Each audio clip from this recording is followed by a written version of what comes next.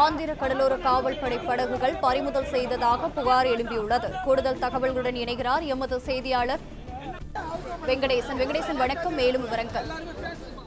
வணக்கம். சென்னை காசிமேட்டில் மீனவர்களுக்கான மருத்துவ முகாமை தொடங்கி வைத்து வந்த மீனவத்துறை அமைச்சர் ஸ்ரீநாத்தை முற்றுகையிட்ட மீனவர்கள் சென்னை காசிமேட்டில் மீன்பிடி தடைக்காலம் கடந்த 20ஆம் தேதி அன்று காசிமேட்டு மீன்பிடி துறைமுகத்திலிருந்து ஆந்திரா கடற்கடல் பகுதியிலிருந்து மீன்பிடித்துக் கொண்டிருந்த 8 விசைப்படகுகளை ஆந்திரா கடலோர காவல்துறையினர் பறிமுதல் செய்தனர்.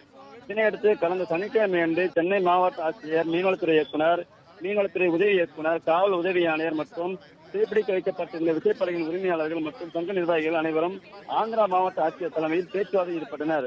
நேற்று முன்தினம் திங்கட்கிழமை அன்று சிறைப்பிடிக்க வைக்கப்பட்டிருந்த விசைப்படகுகளை விடுவிப்பதாக கூறிய நிலையில் விசைப்படகுகள் விடுவிக்காததால் இன்று காசிமேடு மீன்பிடி துறைமுகத்தில் மீனவர்களுக்கான மருத்துவ முகாமை கலந்து கொண்ட மீனவத்துறை அமைச்சர் ஸ்ரீநாத்தை மீனவர்கள் முற்றுகையிட்டனர்.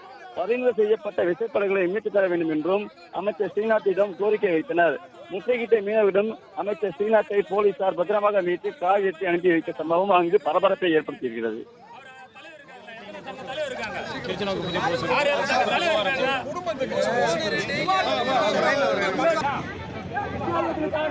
எந்த ஒரு நடவடிக்கை இல்லை சார். ஒரு மாதம் யார் என்ன பண்ற, எந்த அதிகாரியும் பண்ணல, யாருமே பண்ணல. எல்லாருமே பேசுமா